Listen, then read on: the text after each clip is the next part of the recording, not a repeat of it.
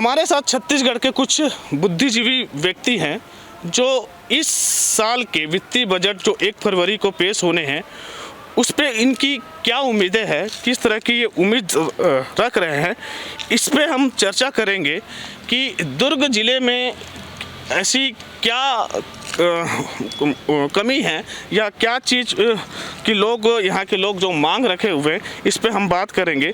सबसे पहले उमा शंकर जी है जो काफ़ी सालों से रेल के बारे में आंदोलन कर रहे हैं और उनकी कुछ समस्या है। क्या समस्या है आप लोग और क्या इस बजट में आप लोग मांग करते हैं? जी, एक लंबे समय से लगभग 2013-2014 से है, दुर्ग से पलासा बरमपुर तक सीधी रेल सुविधा की हम लोगों ने मांग रखी है और क्षेत्र के जो सांसद विजय बघेल जी ने 2 बार लोकसभा में इन बातों का जिक्र भी जो है किया है कि यहाँ पे 1.5 लाख से 2 लाख जो आंध्र उत्कलवासी हैं उनके आने जाने के लिए काफ़ी परेशानियां हैं, उसके लिए जो सुविधाएं बढ़ाया जाना चाहिए। अभी तक ये सुविधाएं नहीं बढ़ने से यहाँ के लोगों को काफ़ी परेशानी के साथ अपने अपने गंतव्य तक जाने में मजबूर हो रहे हैं। तो हम चाहते हैं कि इस बजट में कम से कम ये रेल सुविधा जो है हमारी लंबे समय से मांग है उसको पूरा हो जाए, हम ऐसा उम्मीद करते हैं। कितने सालों से मांग है आप लोग की?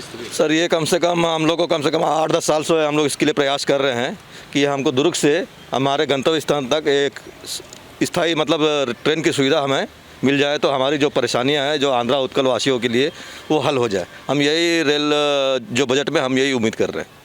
क्या अच्छा एक चीज़ बताइए, कितने लोग होंगे यहाँ पे साउथ इंडियन लोग जिसके क्या लगता है कि संख्या ज़्यादा इसलिए जरूरी? जी, ये जो है सर हम लोग जो पलासा वाले जो हैं यहाँ पर कम से कम जितने भी यहाँ पर आंध्रावासी हैं 1-1.5 लाख 2 लाख जो भी है इसमें 80% लोग जो हैं प्रॉपर यहीं से हैं, बिलास स्टील प्लांट से हैं, प्राइवेट सेक्टर में हैं और कहीं भी प्राइवेट छोटी मोटी का जो काम कर रहे हैं इन लोग सर डायरेक्ट पलासा से जुड़े हुए हैं। इसीलिए हमारी जो ये मांगे हैं दुर्ग से पलासा के लिए एक स्पेशल ट्रेन हमारे लिए होनी चाहिए।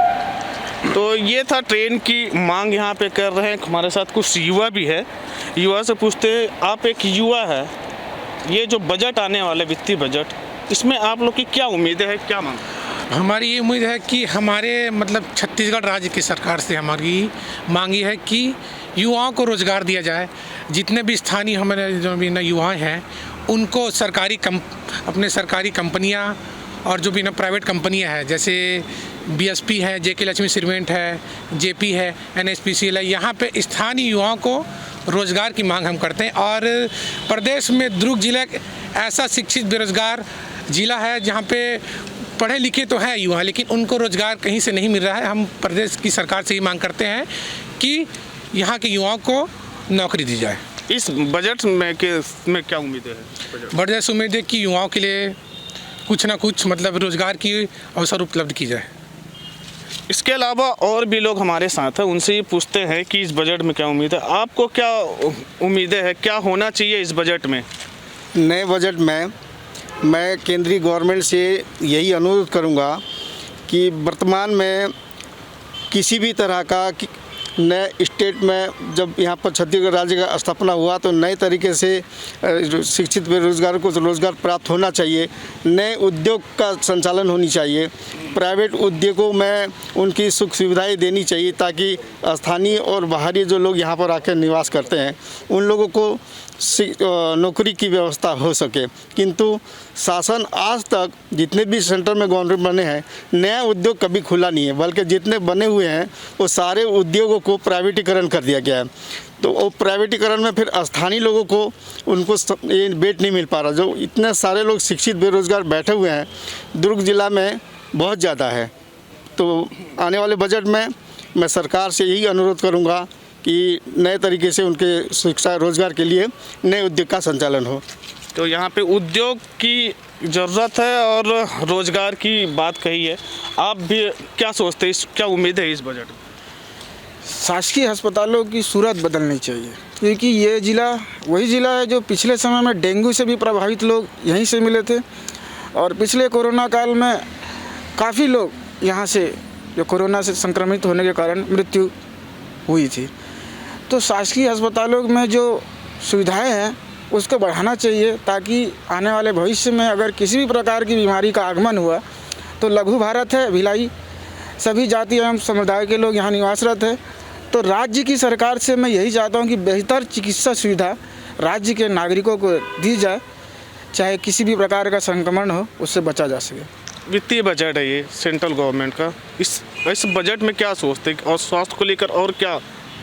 ये अधिकांश क्षेत्रों में अत्याधुनिक टेक्नोलॉजी के मशीनें लगे हुए हैं, तो दुर्ग जिले को भी उस तरह की मशीनें उपलब्ध कराया जाए। शासकीय अस्पतालों में सुविधाएं नहीं होने के कारण लोग नहीं जा पाते हैं, इसी कारण से निजी अस्पतालों में जाकर इलाज करवाते हैं। और आयुष्मान से संबंधित भी बहुत से घोटाले हो रहे हैं, कई हॉस्पिटल उसे स्वीकार करते हैं, कई अस्वीकार करते हैं। तो जब अगर ये केंद्र की योजना है तो इसे सभी को स्वीकार करना चाहिए, इसका गलत उपयोग नहीं करना चाहिए। तो इसे भी मैं केंद्र से अपील करता हूँ कि जो प्रधानमंत्री आयुष्मान योजना है, जो पूरे भारत में जब संचालित है, तो कहीं भी इसमें लापरवाही नहीं होनी चाहिए, उसमें इलाज होना चाहिए, यथासंभव इलाज होना चाहिए। निश्चित तौर पे ये बड़ी बात है कि जिस तरह से कोरोना जब दूसरी लहर आई थी तो दुर्ग जिला बहुत ज़्यादा प्रभावित जिला था और यहाँ पे अस्पताल में जगह नहीं, तो निश्चित तौर पे स्वास्थ्य विभाग को इस पर ध्यान देना होगा और स्वास्थ्य के लेकर हॉस्पिटल और बेड्स की बहुत ध्यान देना पड़ेगा। हमारे साथ बीएसपी कर्मी भी मौजूद है, हम उनसे जानते हैं क्या लगता है इस केंद्रीय बजट में जो वित्त बजट आने वाला है, इसमें आपकी क्या उम्मीद है, क्या होना चाहिए, क्या कमी है यहाँ पे? सर, निर्मला सीतारमण जी बजट पेश कर रही है 1 तारीख को, तो उनसे हमें काफ़ी उम्मीदें हैं। मैं चाहता हूं कि हमारा जो टैक्स स्लैब है उसको घटाई जाए, क्योंकि 10 लाख जिनका इनकम है उनको 30% तक के इनकम टैक्स भरना पड़ता है। और यहाँ के कर्मी जो हैं कर्ज के बोझ के तले बहुत दबे हुए हैं, तो ये 30% अधिकारी तो पे कर सकते हैं, लेकिन वर्कर जो है पे करने में बहुत असमर्थ हैं। हालांकि अभी यहाँ पे वेज रिवीजन हो चुका है, उसके बाद भी लोग कर्ज के तले दब जाएंगे अगर ये स्लैब्स को कम ना किया जाए। फिर भी मेरे को सूत्रों से पता चला कि 25% तक 10 लाख वालों इनकम वालों को 25% होगा। फिर भी मैं चाहता हूँ कि 20% किया जाए। और दूसरी चीज़, एलपीजी गैस का कीमतों में ना कटौती होनी चाहिए, और उससे जो उसके जो क्या बोलते हैं वो जो बैंक में भेजते हैं सब्सिडी बैंक ना भेजते हुए डायरेक्ट कीमतों में कटौती करके पर्सन तक डिलीवरी किया जाए। यही मेरा एक तो बीएसपी कर्म भिलाई से प्लांट के श्रमिक है कर्मचारी, वो कहना है कि टैक्स में कटौती किया जाए, इसके साथ जो एलपीजी गैस में जो दाम बढ़े हुए उसमें भी कमी लाया जाए और सब्सिडी कम किया जाए। इसके अलावा आप क्या सोचते हैं इस बजट में जो आने वाले हैं उस पर आपकी क्या उम्मीद है? सर, सबसे पहले तो मैं ये बोलूँगा कि सारी महंगाई की जो जड़ है वो पेट्रोल डीजल की कीमतें हैं, एलपीजी गैस की कीमतें हैं। तो मैं चाहता हूं कि इसमें मैक्सिमम केंद्र सरकार जो सब्सिडी देते हुए इसको सस्ता किया जाए, ताकि जो महंगाई पर नियंत्रण हो सके, अंकुश लग सके।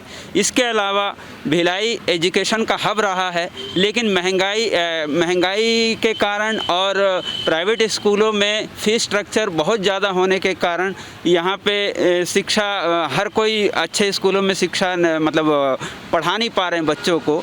तो मैं चाहता हूं कि स्कूल का फ़ीस स्ट्रक्चर वगैरह पे भी केंद्र सरकार का नियंत्रण हो और कम से कम फ़ीस स्ट्रक्चर हो। जो लोग यहां से पलायन कर रहे हैं दूसरे जगहों पर पढ़ाने के लिए, तो अच्छे एजुकेशन सेंटर भी यहां खुले, ये हमारी इच्छा है। और भिलाई इस्पात संयंत्र के कर्मचारियों का जो वेतन समझौता हुआ है उसमें भी कहीं ना कहीं केंद्र सरकार को दखल देकर जो अधिकारी और कर्मचारियों के बीच जो वेतन का अंतर है उस अंतर को घटाया जाए और इनको भी एक सम्मानजनक राशि पेमेंट के रूप में मिले, ये हम चाहते हैं। तो निश्चित तौर पे महंगाई तो मुद्दा है ही है, ये जो लोग हैं महंगाई कम करने की बात कर रहे हैं, साथ ही जो भिलाई स्टील प्लांट में जो वेतन समझौता है उससे जो कर्मचारी और अधिकारियों को एक समान किया जाए।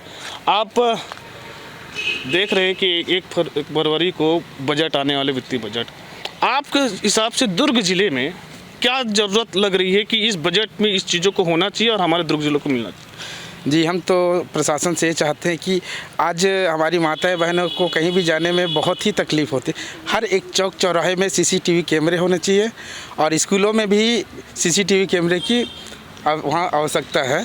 हम सरकार से यही चाहते हैं कि आज हमारी माताएं रात को भी निकलने के लिए डरती है। ये सब सुविधा रहेंगे और लाइटों की समस्या भी है, बिजली नहीं रहती है, तो ये होनी चाहिए बस।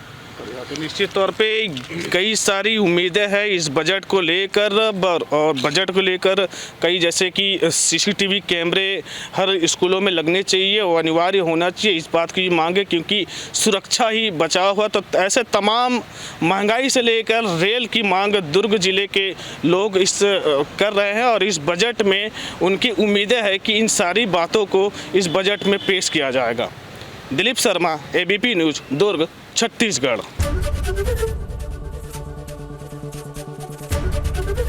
एबीपी न्यूज़ आपको रखे आगे।